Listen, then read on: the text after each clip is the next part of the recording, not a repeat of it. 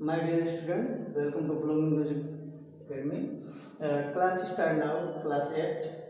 आज हम लोग हिंदी व्याकरण चैप्टर शब्द भंडार पढ़ना है। चैप्टर जो 4 है, चैप्टर 4 शब्द भंडार। इससे पिछले वीडियो में मैंने शब्द भंडार के 2-3 चीज़ों को बताया, जैसे पर्यायवाची, विलोम शब्द, वाक्यांश क्रियक शब्द या जिसको कहते हैं वाक्यांश क्रियक शब्द के लिए शब्द अनेक शब्दों के लिए एक शब्द। तो ये जो 3 टॉपिक बताया, जिसके बारे में अक्षरों को हम जैसे शब्दों को जानते हैं तो हमारी शब्द संपदा यानी शब्द भंडार में क्या करता है, वृद्धि करता है। और भी ऐसे टॉपिक हैं जो हमारी शब्द संपदा या शब्द भंडार में क्या करते हैं, विकसित करते हैं, हमारे शब्द को उसको विकसित करते हैं। जैसे समरूप भिन्नार्थक शब्द है, अनेकार्थिक शब्द है, समूहवाची शब्द है, ध्वनि बोधक शब्द है और शब्द युग्म है। तो हम एक एक टॉपिक के बारे में पढ़ेंगे। पहला हम पढ़ते हैं समरूप। समरूप भिन्नार्थक शब्द। देखिए, नाम से ही समझना है। समरूप यानी समान रूप, यानी देखने में क्या हो, समान हो। भिन्नार्थक, लेकिन उनका अर्थ क्या हो, भिन्न हो। तो यानी ऐसे शब्द जो समान रूप में हो लेकिन उनका अर्थ क्या हो, भिन्न हो, ऐसे को समरूप भिन्नार्थक शब्द कहते हैं। यानी कहने का मतलब अलग अलग जो सुनने में एक हो लेकिन वर्तनी यानी जो लिखा जाता है उनका वर्तनी और अर्थ में क्या हो, भिन्नता हो, उसे समरूप भिन्नार्थक शब्द कहते हैं। चलिए आइए समझा जाए। जैसे हम कह दें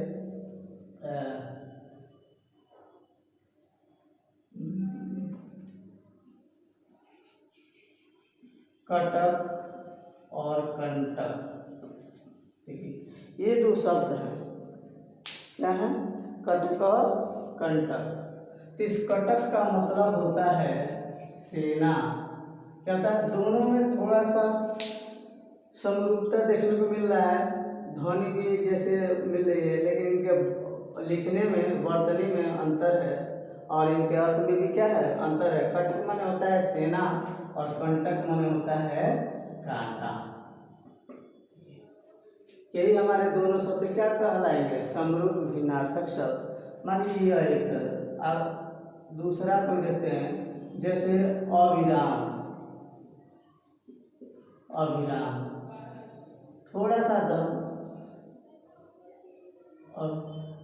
अविराम। अविराम माने जो रुके नहीं, निरंतर हो। अविराम माने बिना किसी रुकावट के, यानी निरंतर, यानी वो चलता रह रहा है। अविराम माने होता है क्या, सुंदर। ठीक है, तो ऐसे ही शब्दों को हम क्या कहते हैं, समरूप भिन्नार्थक शब्द। अगला कोई शब्द देखा जाए तो शंकर और यह है शंकर। दोनों एक ही ध्वनि श्याम के हैं, लेकिन इनके वर्तनी में अंतर है। लेकिन इनके वर्तनी और अर्थ में क्या है अंतर। इस शंकर का मतलब होता है मिश्रण और इस शंकर का मतलब होता है शिव। यानी दोनों के अर्थ में क्या है, अंतर दिख रहा है। तो ऐसे ही शब्दों को हम क्या कहते हैं, समरूप भिन्नार्थक शब्द कहते हैं। इसके अलावा बहुत सारे शब्द हैं, जैसे आकर याकार, ग्रह गृह। ग्रह माने माने नक्षत्र हो गया, गृह माने घर हो गया। ऐसे बहुत सारे अपमान उपमान है। प्रसाद और प्रासाद है। प्रसाद माने होता है कृपा, यानी ईश्वरीय कृपा, और एक प्रसाद माने होता है मोहन। जैसे देख लीजिए, इसको भी परीक्षाओं में अक्सर पूछता है, प्रसाद और प्रसाद। इस प्रसाद का मतलब होता है कृपा, यानी ईश्वरीय कृपा या भोग जिसको कहते हैं। और दूसरा प्रसाद का मतलब होता है महल या भवन। ठीक है, तो ये हमको क्या देखने को मिला, यानी समरूप का है ना, यानी रूप देखा जाए तो क्या है, एक ही जैसा है, थोड़ा सा अंतर है, दिखाई दे रहा है। और लेकिन इनके वर्तनी, यानी इनके वर्तनी में लिखावट, वर्तनी में क्या है, अंतर है। और इनके अर्थ में देख ही रहे हैं कितना अंतर है। तो इसीलिए ऐसे शब्दों को हम क्या कहते हैं, समरूप भिन्नार्थक शब्द कहते हैं। अगला देखते हैं अनेकार्थी शब्द। अगला क्या देखते हैं, अनेकार्थी शब्द देखते हैं। और जो हमारा दूसरा है उसको कहते हैं अनेकार्थी। क्या हो गया यार,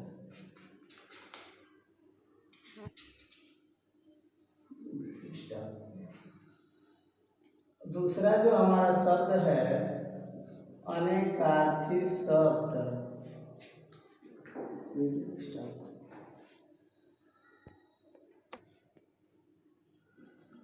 अभी हम पहला पढ़े थे समरूप भिन्नार्थक शब्द, दूसरा पढ़ना है हमको अनेकार्थी शब्द। अनेकार्थी मतलब एक ही शब्द के क्या हो, अनेक अर्थ हो, तो उसे हम कहते हैं अनेकार्थी शब्द। जैसे हम अंबर कह रहे हैं, अंबर, तो अंबर एक शब्द है लेकिन इनके अनेक अर्थ होते हैं। इसी अंबर का मतलब क्या होता है, आकाश होता है, और इसी अंबर का मतलब क्या होता है, वस्त्र भी होता है, और इसी का मतलब हमारा क्या होता है, अंतरिक्ष होता है, अंतरिक्ष। यानी हम देख रहे हैं कि एक ही शब्द के क्या है, तीन अर्थ निकल रहे हैं। अंबर का मतलब आकाश भी होता है, वस्त्र भी होता है, और अंतरिक्ष होता है। अगला यदि हम देखें कनक, कनक माने होता है, कनक का कई अर्थ है, सोना भी होता है, पलाश होता है, गेहूं होता है, धतूरा भी होता है। तो एक ही शब्द के क्या निकल रहे हैं, कई अर्थ निकल रहे हैं।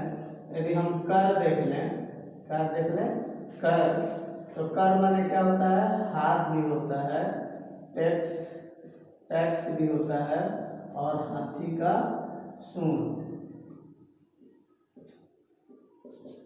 ठीक, तो ये हमारे क्या है, अनेकार्थी शब्द। जैसे मैंने तीन उदाहरण दिया, अंबर, अंबर का मतलब आकाश भी होता है, और वस्त्र भी होता है, और अंतरिक्ष भी होता है। कनक, कनक का कई अर्थ होता है, एक कनक माने सोना होता है, एक कनक माने पलाश होता है, एक कनक माने गेहूं होता है, एक कनक माने धतूरा भी होता है। यानी इसी कनक के चार अर्थ निकल रहे हैं। तो फिर कर है, कर का मतलब हाथ भी होता है, इसी कर का मतलब टैक्स भी होता है, इस कर का मतलब हाथी का सूंड भी होता है, और इसी कर का मतलब काम भी होता है। लेकिन यह तीन शब्द हैं, लेकिन तीनों के क्या है, अलग अलग कई अर्थ मिलकर हैं। तो ऐसे शब्दों को हम क्या कहते हैं, अनेकार्थी शब्द कहते हैं। जैसे अंक भी, जैसे एक अंक ले लिया जाए, तो अंक माने होता है गिनती, इसी अंक माने होता है बोध, और इसी अंक माने लिख सकते हैं नाटक का एक भाग। जब नाटक में हम अंक पढ़ते हैं, एक अंक दो अंक, तो वही क्या है, इस अंक का मतलब गिनती भी है, गोद भी है, और नाटक का क्या है, एक भाग है। तो इसी को हम क्या कहेंगे, अनेकार्थी शब्द। चलिए इसमें एक शब्द देखा जाए, एकार्थी। अब समूहवाची शब्दों के बारे में पढ़ा जाए। दूसरा जो है समूहवाची, समूहवाची शब्द।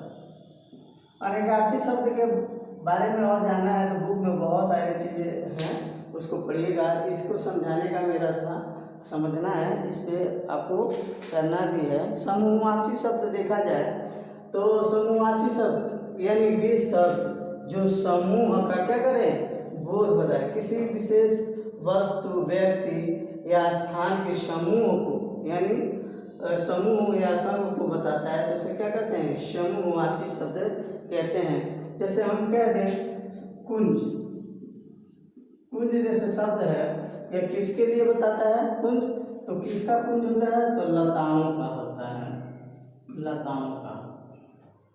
ठीक, जैसे हम गट्ठर कह दें, गट्ठर, तो गट्ठर किसका होता है, लकड़ियों का होता है।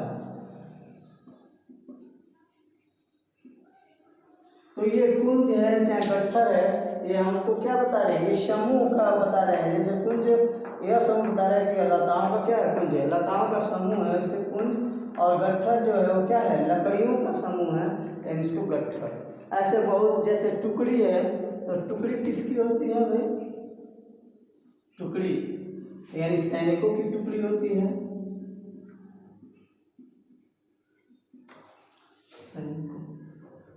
सैनिकों की। अब यही कहते हैं दल कहते हैं। तो दल जो होता है देखा जाए तो वह टिड्डियों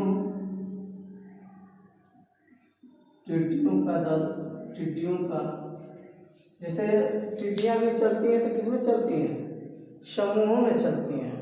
जैसे टिड्डियाँ भी, टिड्डियों का क्या होता है, एक समूह या दल चलता है, ठीक है। जैसे हम कहते हैं कि बैठक है, तो बैठक किसका होता है, लोगों का, जन सामान्य का। तो ऐसे बहुत सारे शब्द हैं, जैसे गुलदस्ता, गुलदस्ता फूलों का होता है। जैसे हम कहते हैं बंदरगाह, तो जो बंदरगाह है वो क्या है, जहाज़ों का होता है। तो ऐसे ही शब्दों को हम कहते हैं समूहवाची शब्द, ठीक है। अगला जो हमको पढ़ना है ध्वनि बोधक। देखिए समूहनार्थक शब्द हो गया, अनेकार्थी शब्द हो गया, समूहवाची शब्द, ऐसे बहुत सारे शब्द हैं। इसके बाद हम पढ़ते हैं जो अगला हमको पढ़ना है ध्वनि बोधक, ध्वनि बोधक शब्द। मतलब ये कुछ ऐसे शब्द हैं जो किसी विशेष जानवरों या वस्तुओं से या फिर किसी व्यक्ति से निकलती है। यानी ध्वनि बोधक यानी किसी विशेष से जो ध्वनि निकलती है तो उनसे जो शब्द बनते हैं वो ध्वनि बोधक कहलाते हैं। जैसे हम कह दें कुछ पशु पक्षियों से या जानवरों से या वस्तुओं से जो ध्वनि निकल रही है तो उससे भी हमारा क्या होता है, एक शब्द का निर्माण बनता है। जैसे हम कहते हैं रंभाना है, क्या है, रंभाना है। तो रंभाती कौन है, गाय, गाय क्या होती है, रंभाती है। तो ये रंभाना भी क्या है, एक ध्वनि बोधक है। यानी वो ध्वनि किससे निकल रही है, गायों के बोलने से जो ध्वनि निकल रही है वो रंभाना है। और ये भी हमारे क्या करते हैं, शब्द भंडार में ये रंभाना क्या करते हैं, विकास करते हैं। जैसे म्याऊ, म्याऊ, म्याऊ क्या है, म्याऊ कौन बोलता है, तो बिल्ली, ठीक। तो बिल्ली के बोलने से जो शब्द निकलता है ध्वनि बोधक जो शब्द बना है म्याऊ, तो ये म्याऊ शब्द भी हमारे क्या कर रहे हैं, शब्द भंडार में विकास कर रहे हैं।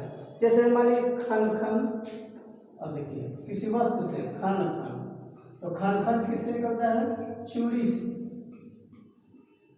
चूड़ी बनता है तो खन खन की आवाज आता है ना। तो ऐसे अब चूड़ी ये वस्तु हो गई, ये क्या हो गए, जानवर हो गए। तो चूड़ी से खन खन की आवाज आती है। ये खन खन जो शब्द हैं ये ध्वनि बोधक शब्द हैं और ये हमारे शब्द कोश में यदि शब्द भंडार में वृद्धि कर रहे हैं। जैसे कोयल, अब जैसे मान कोई चिड़िया का देखें कू कू कू, तो कू कू कौन बोलता है, कू कू, तो कोयल बोलती है। तो जब कोयल कू कू बोलती है तो यह कोयल के बोलने से जो ध्वनि है कू कू निकलती है, यह एक शब्द में परिवर्तित होगा और यही शब्द हमारे शब्द भंडार में विकास करता है।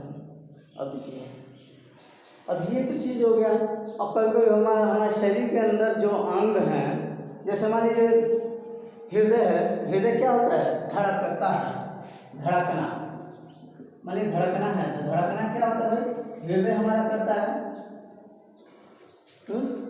अब कहते हैं किटकिटाना, किटकिटाना, किटकिटाना कौन करता है, हमारा दांत से होता है। देखिए जाड़े के दिनों में ज़्यादा ठंडी होता है, हमारे दांत क्या है, किट किट किट करते हैं। तो ये किटकिटाना, ये ध्वनि दांत से निकलने वाली जो ध्वनि बोधक शब्द हैं जैसे किटकिटाना, ये भी हमारे क्या है, ऐसे हमारी शब्द भंडार में यानी शब्द कोश में क्या करते हैं, इनसे भी हमारा वृद्धि होता है, हमारा शब्दकोश वृद्धि होता है। अगला जो अब पढ़ना है हमको वो पढ़ना है शब्द योगी। क्या करना है, शब्द योगी। हमको पढ़ना है शब्द युग्म। शब्द युग्म देखें तो युग्म का मतलब क्या होता है?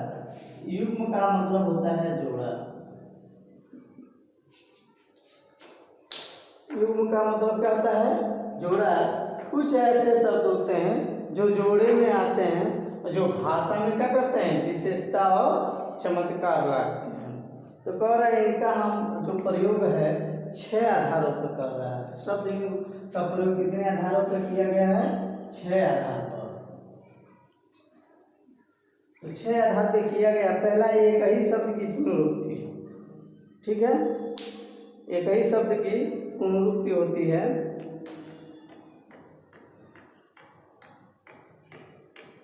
जैसे उसको हम कह सकते हैं पुनरुक्ति शब्द। जैसे हम मान लीजिए कि शब्द की शुद्ध बार बार, ठीक है। पहला जो इसका आधार है एक ही शब्द की पुनरुक्ति, पुनः उक्ति हो, यानी बार है पुनः इसकी उक्ति कर दी है ना, बार बार। तो ये भी हमारे शब्द में क्या करते हैं? वृद्धि करते हैं।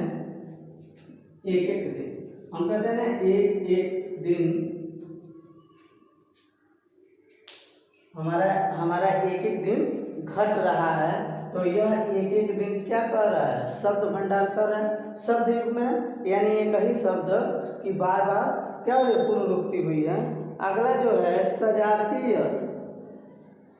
या समानार्थक शब्द होते हैं, जो इसका दूसरा प्रकार है सजातीय समानार्थी होता है, जो दोनों एक अर्थ में लिया जाता है। जैसे हम कहते हैं अन्न और वस्त्र, अन्न और वस्त्र, ये कह रहा है सजातीय लिया जा रहा है अन्न और वस्त्र। यानी जब हम किसी बात, तो जैसे उदाहरण दे रहा है, हमने बाढ़ पीड़ितों को अन्न और वस्त्र का दान दिए। जैसे हम लोगों ने बाढ़ पीड़ितों को अन्न और वस्त्र दान में दिए। तो क्या कह रहा है कि अन्न और वस्त्र, यानी अन्न के साथ साथ वस्त्र भी क्या कह रहा है? एक समांतर, यानी वो गरीब है और बाढ़ पीड़ित क्या है, उसमें उनका सब कुछ खत्म हो गया, उस में हमने उनको अन्न और वस्त्र को क्या किया है? दान दिया। तो ये दूसरा जो इसका शब्द युग्म का प्रकार बता रहा है वो सजातीय शब्द के बारे में कर रहा है कि जो ये हमेशा एक दूसरे के साथ ही आते हैं। अन्न वस्त्र, जैसे उछल कूद, आदर सत्कार, ठीक है, अन्न जल, ऐसे कुछ शब्द हैं सजाती हैं जो आते हैं। जो इसका तीसरा प्रकार है जैसे विलोम शब्द युग्म होता है। जैसे क्या होता है? विलोम शब्द युग्म होता है। जैसे हम कहते हैं अमीर गरीब, अभी कह रहा है ना विलोम शब्द युग्म। अमीर क्या है? अमीर का उल्टा क्या होता है? गरीब। देखिए यह दोनों एक दूसरे के शब्द युग्म बना रहे हैं ना, अमीर गरीब। जैसे जाने जाने में इधर उधर, अपना पराया, अपना का क्या होगा? पराया। ऐसे शब्द क्या हैं? ये विलोम शब्द हैं और ये शब्द युग्म बनाते हैं, ठीक। जो अगला है सार्थक और निरर्थक होता है। कुछ ऐसे शब्द युग्म हैं, जैसे अगला जो बता रहा है सार्थक और निरर्थक होते हैं। जैसे सार्थक और उल्टा क्या होगा? निरर्थक। यानी अर्थ इनका क्या होता है? सार्थक और निरर्थक। एक अर्थ सार्थक और दूसरा क्या होगा? निरर्थक होगा शब्द में। जैसे अलग, अलग थलग,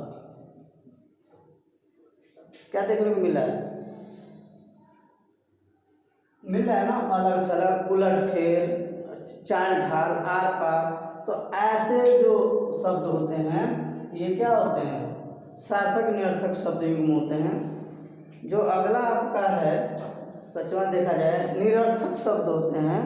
जैसे निरर्थक शब्द होते हैं जैसे अंड बंड, अंट संड, मान लो डील डॉल, उबड़ खाबड़, हक्का बक्का, ये जैसे शब्द हैं वो हमारे जैसे अंड बंड। तो ये क्या है? हमारे निरर्थक शब्द है। क्या है? निरर्थक शब्द है। तो ऐसे शब्दों को हम क्या कहते हैं? निरर्थक शब्द कहते हैं। प्रसर्ग का देख लें, प्रसर्ग भी होता है, जैसे जिसको कारक चिन्ह कहते हैं, आगे ही आगे चाहे ऊपर ही ऊपर, ठीक है। जैसे अगला जो प्रकार है प्रश्न, आगे ही आगे, तो ये हमारा जैसे कारक से संबंधित होता है। तो इस तरह जो शब्द भंडार में पिछले 3 हमने पढ़ लिया था, आज जो हमने पढ़ा है समरूप, भिन्नार्थक, अनेकार्थी, समूहवाची, ध्वनिबोधक शब्द, यानी इनसे भी शब्द हमारे भंडार में क्या होता है, वृद्धि होता है। आज ये आपका शब्द भंडार चैप्टर समाप्त होता है। बाकी जो मैंने उदाहरण तौर पे समझाते चला है, और भी जो उदाहरण है आप बुक की सहायता से पढ़ें और उस आधार पे जो प्रश्न अभ्यास है उसको करें। नहीं आने पे आप एक बार जरूर मैसेज करेंगे, हम इसका जो आंसर प्रश्न अभ्यास का आंसर आपको PDF के रूप में प्रोवाइड करा देंगे। Thank you class.